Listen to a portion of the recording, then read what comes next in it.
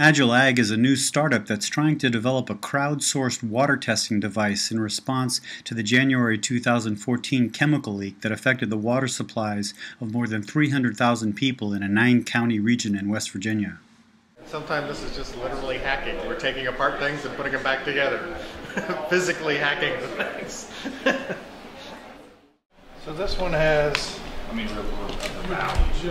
temperature sensor, conductance sensor, and secondary sensor. These are, right now we just have 3 sensors on it, but we're going to add about 5 or 6 to this device. This one right now has a Bluetooth link. This is the sensor that is embedded in the water. We're hoping to have what's called a mesh network. So it sets up its own little network that's separate from everybody else's, and then they communicate to each other, and then they communicate to a central source. But that way we can track the plume. If there's pollution found in that area, they will start communicating with each other and tell us where it's going. So you can actually warn ahead of time. You know that where the pipes go. You can try to figure out where the plume is, so you can shut it down. There should never be a situation where you use some water for 30 days and then wait for the results to tell you that it was dangerous.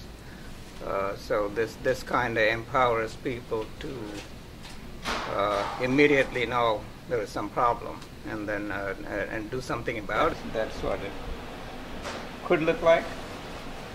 Could look like other things also. So I'm working at different ideas. It will be a variety of dimensions. There will be obviously a device that will be the sensor.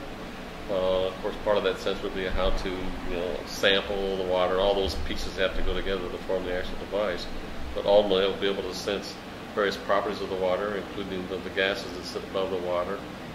So all that part of the device is still being designed as we speak. But then there's the part that has to publish that data somewhere.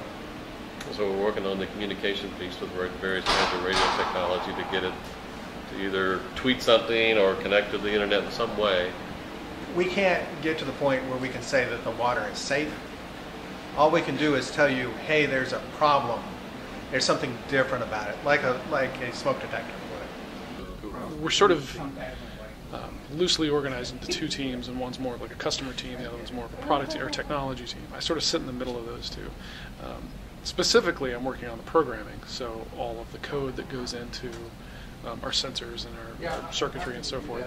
I'm writing that, but then I also sort of guide the efforts of how do you talk to customers and actually get the problems, the real problems that you're trying to face, and making sure that we're sort of hitting those problems correctly. Right. We want to add the gas sensor, temperature sensor, just start adding sensors, and as we add sensors, we probably start modifying the form factor, and that's what we're doing.